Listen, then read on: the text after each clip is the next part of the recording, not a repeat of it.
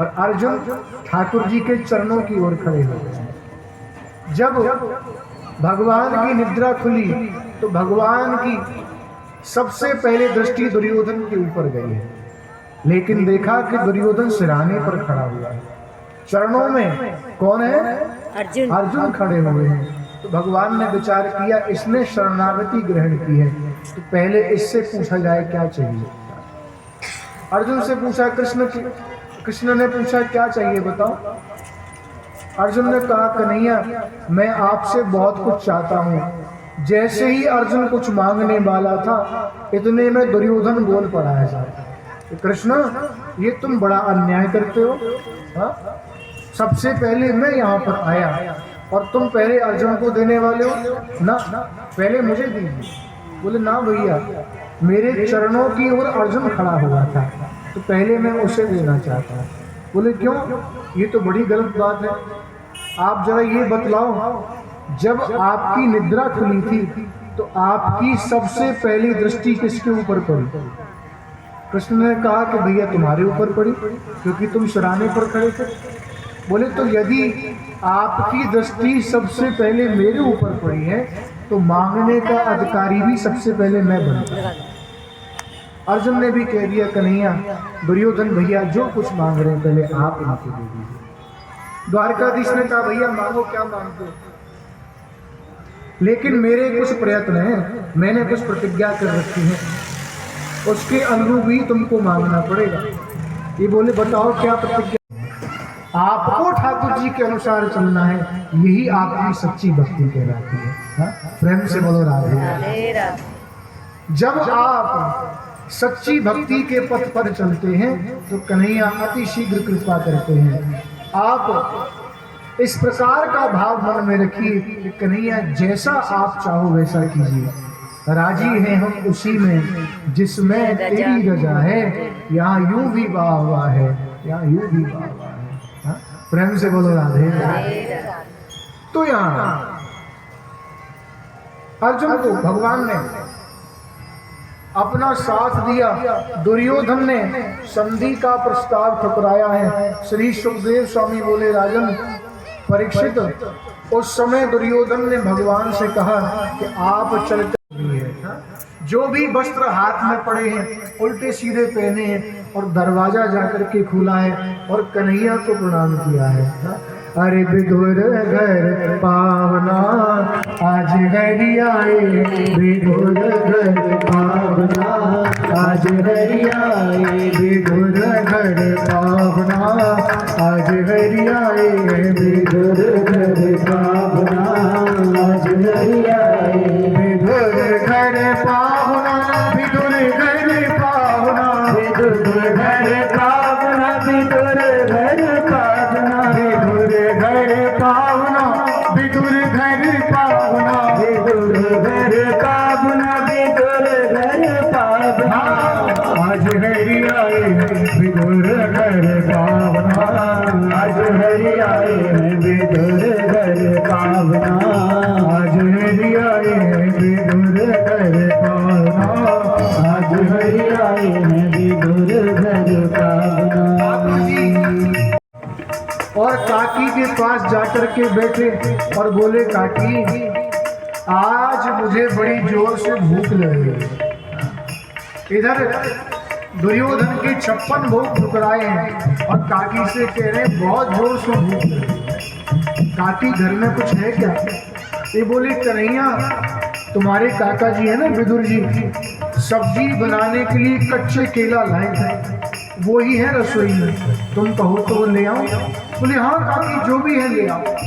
काकी दौड़ी दौड़ी रसोई में गई है और रसोई में जाकर के केला लेकर के आई और केला को छील करके भगवान को छिलकों का ही भोग लगाया। प्रेम में ऐसी पागल हो गई कि गिरी को फेंकती जा रही है और छिलकों का ही भोग नहीं आता। अरे केला बड़े प्रेम से लाई, केला बड़े प्रेम से लाई, केला बड़े प्रेम से लाई, केला बड़े प्रेम से लाई, अरे केला बड़े प्रेम से लाई, केला बड़े प्रेम से लाई। क्या लेके आई काकी? केले। हाँ, जैसे आप सब बूढ़ी बूढ़ी काकी बैठी है, केला लेके आई है गले। आज हरी आए विदुर घर पावना, आज हरी आए विदुर घर पावना, आज हरी आए विदुर घर पावना, विदुर घर पावना, विदुर घर पावना, विदुर घर पावना, विदुर घर पावना, विदुर घर पावना, विदुर घर पावना, विदुर घर पावना। आज हरी आए विदुर घर पावना, आज हरी आए विदुर घर पावना, आज हरी आए। देखो, आप लोग भी बस 2 मिनट के लिए अपने मन में काकी गुजरानी जैसा भाव बनाओ। एक बार बस मन में ऐसा भाव बनाओ कि साक्षात द्वारकाधीश इस टेबल पर बैठे हुए हैं आपके। अच्छा देखो, जितने लोग यहाँ बैठे हुए हैं लगभग इतने द्वारकाधीश छोटे छोटे यहाँ मंडी की तरह बैठे हुए हैं सर। हाँ, तो आप सब जो जिसको पसंद आ रहे हो उसी को मन में भाव बना लो और काकी गुजरानी की तरह मन में विचार करो कि आप ठाकुर जी को केला का भोग लगा रहे हैं। आज हरी आए हैं विदुर घर, बड़े भाव से आज हरी आए हैं विदुर घर पावना, आज हरी आए विदुर घर पावना, विदुर घर पावना, विदुर घर पावना, विदुर घर पावना, विदुर घर पावना, विदुर घर पावना, विदुर घर पावना, विदुर घर पावना। आज हरी आए विदुर घर पावना, आज हरी आए विदुर घर पावना। जब काकी विदुरानी छिलकों का भोग लगा रही थी ना, तभी जानते हो क्या हुआ? काका जी जो बाजार गए हुए थे, ये लौट करके घर आए हैं और देख रहे हैं कि कन्हैया भी रो रहे हैं, काकी विदुरानी भी रो रही है और ये ऐसी पागल हो गई है कि केला की जो गिरी है इसको फेंकती जा रही है और कन्हैया को छिलकाओं का भोग लगा रही है। विदुर जी आए, विदुरानी को डांटा है, चोरी अरे तू बाबरी हो गई है, हाँ? आकर के कन्हैया को छिलकाओं का भोग लगा रही है। काका जी आए और कन्हैया को पुनः केलाओं का भोग लगाने लगे।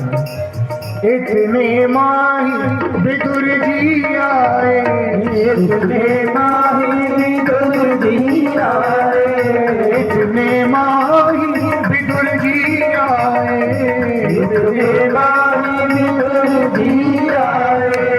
छिलका देख नयन जल छाए, छिलका देख नयन जल छाए, छिलका देख नयन जल छाए, छिलका देख नयन जल छाए। कहाँ गवाई भावना, कहाँ गवाई भावना, आज हरी आए विदुर घर पावना, आज हरी आए विदुर घर पावना, आज हरी आए विदुर घर पावना, विदुर घर पावना, विदुर घर पावना, विदुर घर पावना, घर पावना, विदुर घर पावना, विदुर घर पावना, विदुर घर पावना। आज है विदुर घर पावना, आज हरी आए विदुर घर पावना, आज हरी आए विदुर घर पावना, आज हरी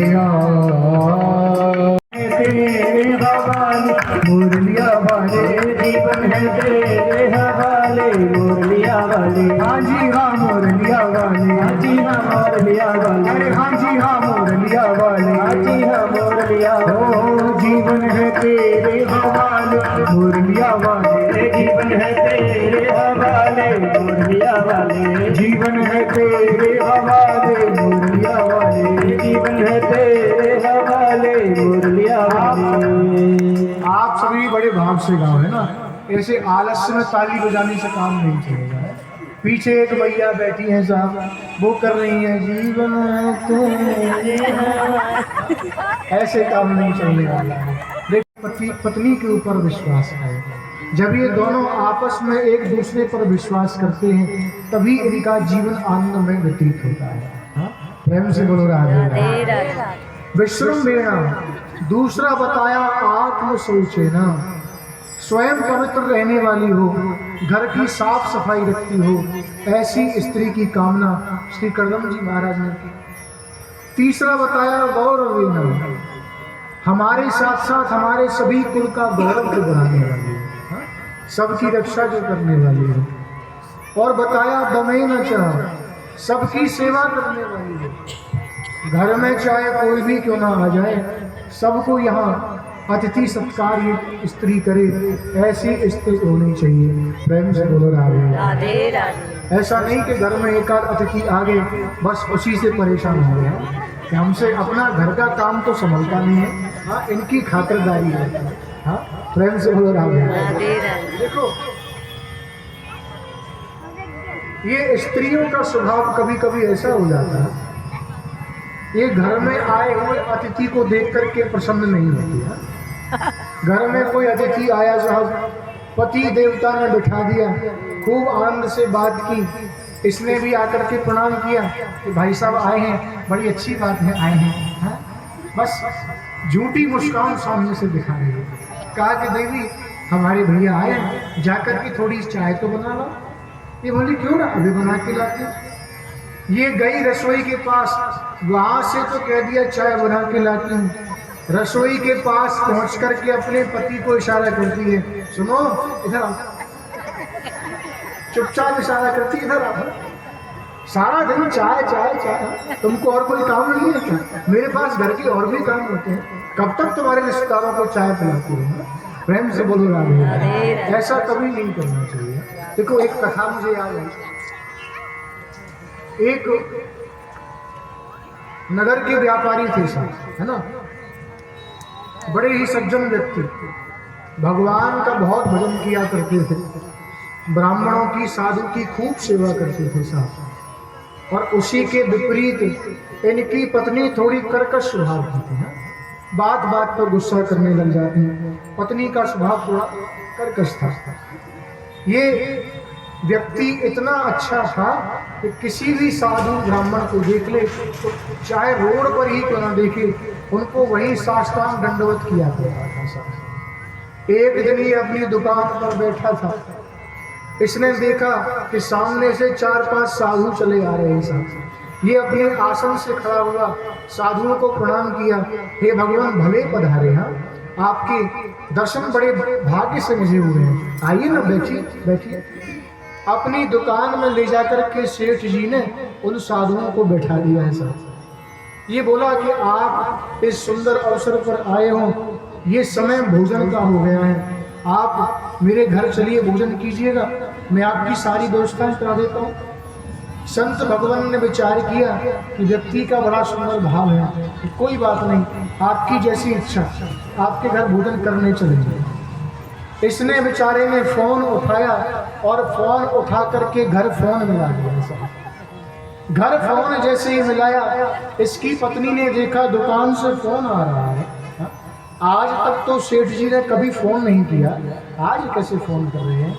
फोन उठाया, हेलो हेलो, उधर से हेलो हाय होने लगी है सब। ये बोला देवी देखो आज हमारी दुकान पर ना 4-5 साधु आ गए हैं और भोजन का समय है, मैंने इनको निमंत्रण दे दिया है, मैं इनको दुकान से घर लेकर के आ रहा हूँ, तुम इन सब के लिए सुंदर भोजन की व्यवस्था कर दो। पत्नी फोन पर ये सब बात सुन रही थी और जैसे ही ये सब बात सुनी, पत्नी ने फोन पर उत्तर दिया कि इस फोन पर ये सुविधा उपलब्ध नहीं है और फोन काट दिया। प्रेम से बोलो राधे राधे। मेरे कहने का मेरा मन बड़ा चंचल है, कैसे तेरा भजन करूं, कैसे तेरा भजन करूं, जित जितना इसे समझाओ जितना ही मचल जाए, जितना इसे समझाओ उतना ही मचल जाए। सच कहता हूँ राधे दूर बदल जाए, राधे चरणों की श्यामा तेरे चरणों की बल दूर बदल जाए।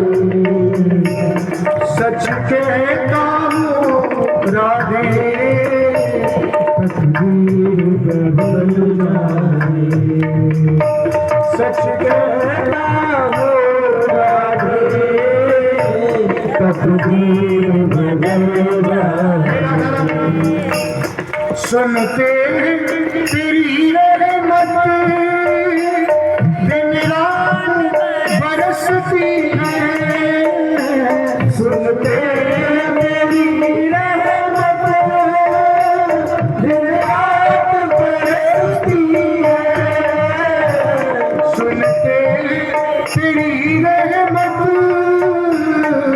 दिन रात बरसती है, सुनते तेरी रहमत दिन रात बरसती है, दिन रात बरसती है।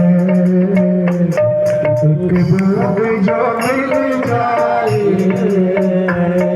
मधु कली खिल जाए, एक बूंद जो मिल जाए मन की गली खिल जाए। सच कहता हूँ राधे तकदीर बदल जाए, राधे तेरे चरणों की। जा करके तपस्या कर, भगवान से मांग कि मेरी कोख से तेरा जन्म हो, तब कहीं जाकर के तू इस आसन पर बैठने का अधिकारी होगा। प्रेम से बोलो राधे राधे। ये अपनी माँ सुनीति के पास गए हैं, सारा वृतांत बतलाया है और माँ ने कहा तुम्हारी बड़ी माँ ने ठीक तो कहा है, इस संसार में कुछ भी सार्थक नहीं है, केवल जाकर के भगवान का भजन करो। नन्हे से 5 वर्ष के बालक यहाँ ध्रुव जी महाराज अपने इस भवन को छोड़ करके चल दिए हैं। नारद जी से भेंट हुई, नारद जी ने इनको मंत्र दीक्षा दी है और ध्रुव जी का मधुवन में जाकर के उन्होंने तपस्या की और ध्रुव जी महाराज उसी 12 अक्षर मंत्र का जाप करते हैं साहब। ओम नमो भगवते वासुदेवाय, ओम नमो भगवते वासुदेवाय, ओम नमो भगवते वासुदेवाय, ओम नमो भगवते वासुदेवाय, वासुदेवाय वासुदेवाय वासुदेवाय वासुदेवाय वासुदेवाय वासुदेवाय वासुदेवाय, ओम नमो भगवते वासुदेवाय, ओम नमो भगवते वासुदेवाय। जी महाराज तपस्या किए साहब और पहले महीने केवल फल खाकर के तपस्या की और जल पी करके एक पैर खड़े होकर के तपस्या की। 3 महीने बीत गए, अब तो केवल सूखे पत्ते खाने और पानी पीने और फिर तपस्या करने लगे। 5 महीने बीत गए, अब तो इन्होंने सूखे पत्ते खाना भी छोड़ दिया, पानी पीना भी छोड़ दिया और केवल प्राण वायु के साथ तपस्या कर रहे हैं साहब। 6 महीने हो गए और आज श्री ध्रुव जी महाराज ने अपनी प्राण वायु को भी रोक लिया है और केवल भगवान का भजन कर रहे हैं। चारों ओर हाहाकार मच गया कि इस प्राण वायु को किसने रोका है। देवताओं ने पुकार की और ध्रुव जी महाराज को जाकर के दर्शन देने के लिए कहा। नारायण भगवान गए हैं, नारायण भगवान ने देखा इस नन्हे से बालक ध्रुव ने अपने दोनों हाथ ऊपर कर रखे हैं एक पैर पर खड़ा हुआ है और भगवान के मंत्र का जाप कर रहा है।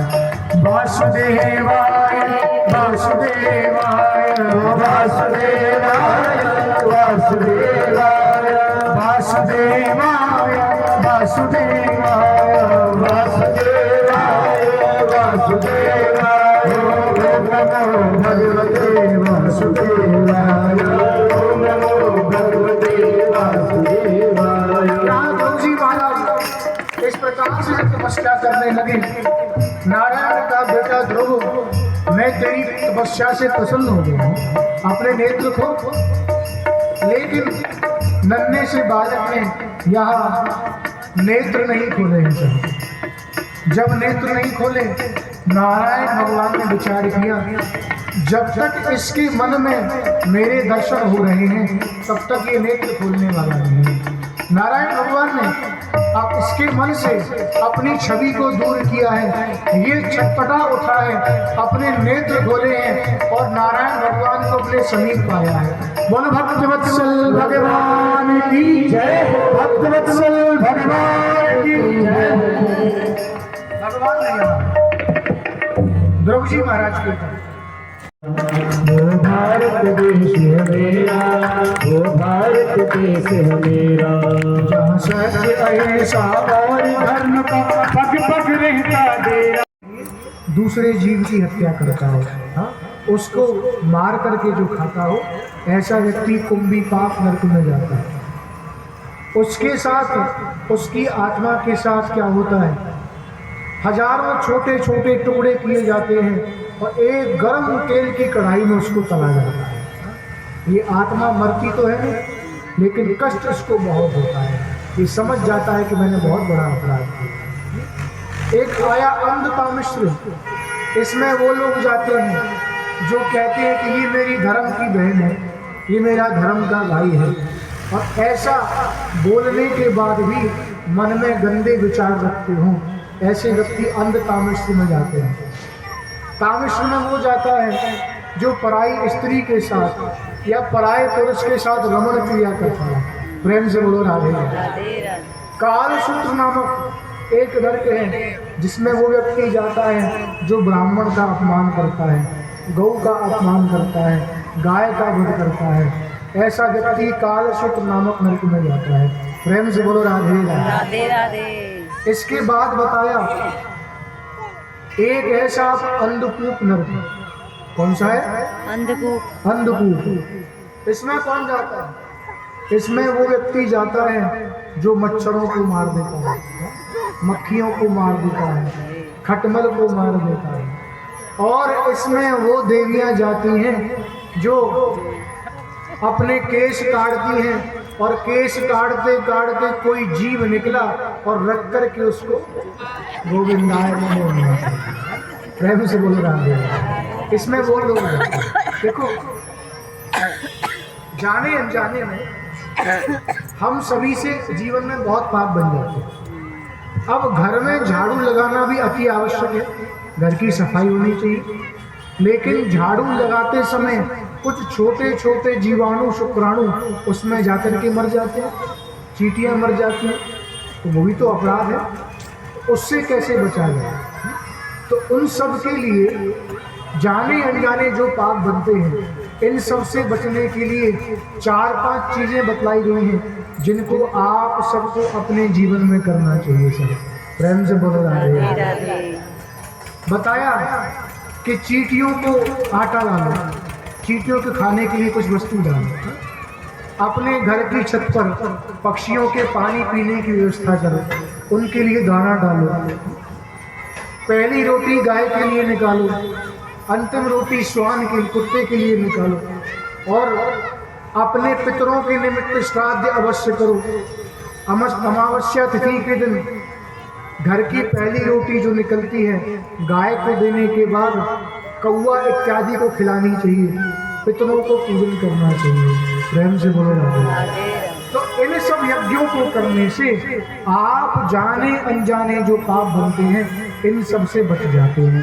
बोलो कृष्ण कन्हैया लाल की जय। से भी मेरे यहाँ लेकर के नहीं आना, नहीं आना।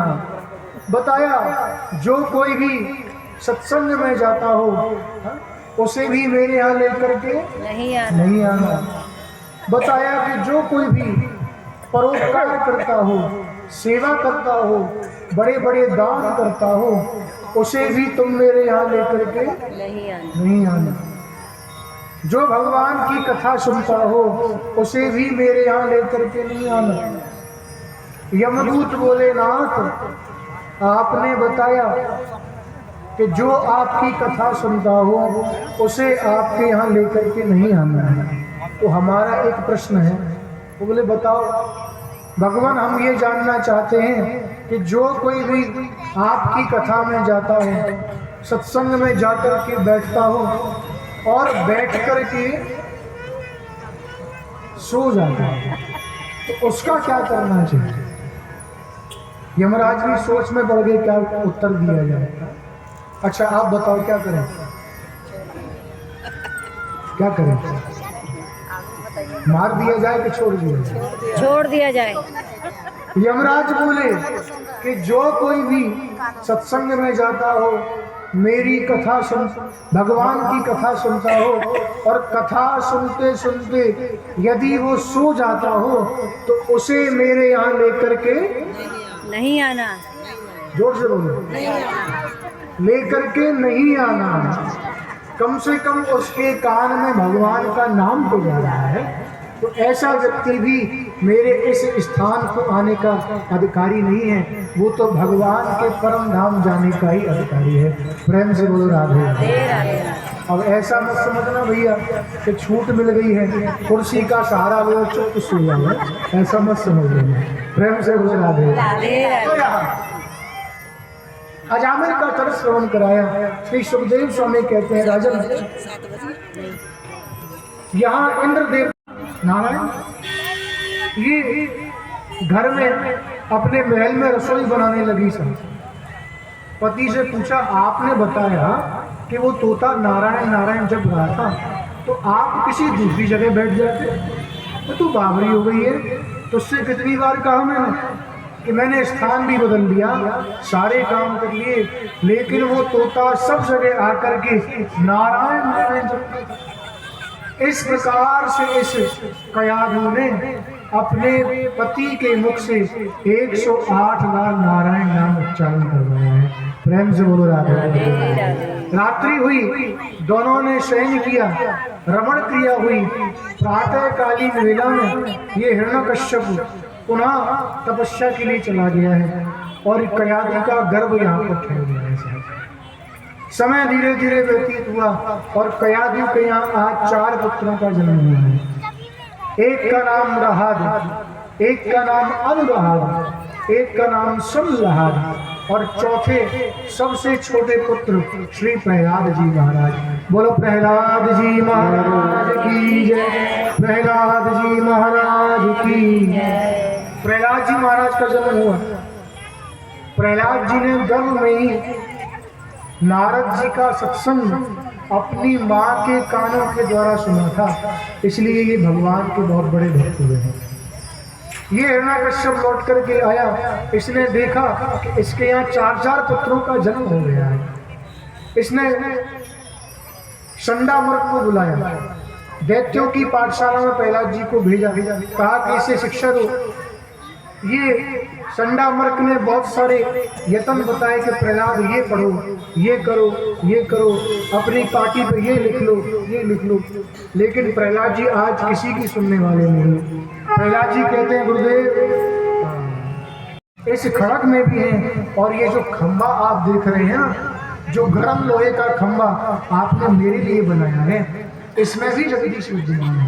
अच्छा, इसमें भी जगदीश है। एक जोर से मुष्टिका का प्रहार किया और भगवान ने अपने भक्त पर कृपा करने के लिए इस खंबे को फाड़ करके नरसिंह भगवान बोलो नरसिंह भगवान की, नरसिंह भगवान की जय। नरसिंह भगवान प्रकट होकर के आए और हिरण्यकश्यप के साथ उनका भीषण युद्ध हुआ है। अंत में नरसिंह भगवान ने इस हिरण्यकश्यप को अपनी जंघाम पर लिटा लिया है और पूछा, बता तूने ब्रह्मा से क्या क्या वरदान मांगा था? तूने माना था कि ना तू बाहर मरे ना भीतर मरे, बता इस समय तू कहाँ है? बोला ना मैं बाहर हूँ ना मैं भीतर हूँ, इस समय मैं दरवाजे पर लेटा हुआ हूँ। तूने वरदान मांगा था कि ना ऊपर मरे ना नीचे मरे, तो बता कहाँ पर है? बोले ना मैं ऊपर हूँ ना मैं नीचे हूँ, इस समय बीच में आपकी जंघाओं पर लेटा हूँ। तूने वरदान मांगा था कि तुम्हारे द्वारा बनाए हुए 12 महीनों में से किसी भी महीने में ना मरूं। तो देख, मैंने अपने भक्त के ऊपर कृपा करने के लिए आज 13वां महीना ये पुरुषोत्तम मास बनाया है, जिसमें तेरा वध करके मैं अपने भक्त के ऊपर कृपा करूंगा। तूने ये भी वरदान मांगा था कि ना नर से मरूं ना पशु से मरूं, तो मेरे भक्त के ऊपर कृपा करने के लिए मैं आधा नर बना हूँ आधा सिंह बना हूँ। तूने वरदान मांगा था ना अस्त्र से मरूं ना शस्त्र से मरूं, मेरे हाथ में कुछ भी नहीं है, केवल अपने इन बड़े बड़े नाखूनों से मैं आज तेरा वध कर दूंगा। सभी के देखते देखते भगवान ने यहाँ इसका उदर विदीर्ण किया है, इसका पेट फाड़ा और जितनी भी इसकी आंत इत्यादि थी, इसकी माला नरसिंह भगवान ने अपने गले में डाली है। बोला नरसिंह भगवान भक्त वत्सल। देना हो तो दीजिए जन्म जन्म का सहारा, देना हो तो दीजिए जन्म जन्म का सहारा। इसी जन्म में सेवा देके बहुत बड़ा एहसान किया, इसी जन्म में सेवा देके बहुत बड़ा एहसान किया, इसी जन्म में सेवा देके बहुत बड़ा एहसान किया, इसी जन्म में सेवा देके बहुत बड़ा एहसान किया।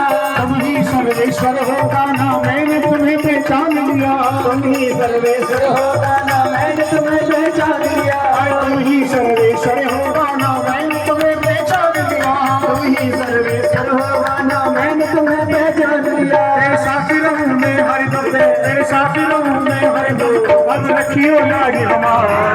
देना हो तो दीजिए जन्म जन्म का साथ, देना हो तो दीजिए जन्म का साथ। और मेरे सिर पर रख दो काना, मेरे सिर पर रख दो काना, अपने ही दोनों हाथ। देना हो तो दीजिए जन्म जन्म का साथ, देना हो तो दीजिए जन्म जन्म का साथ, देना हो तो दीजिए जन्म जन्म का साथ।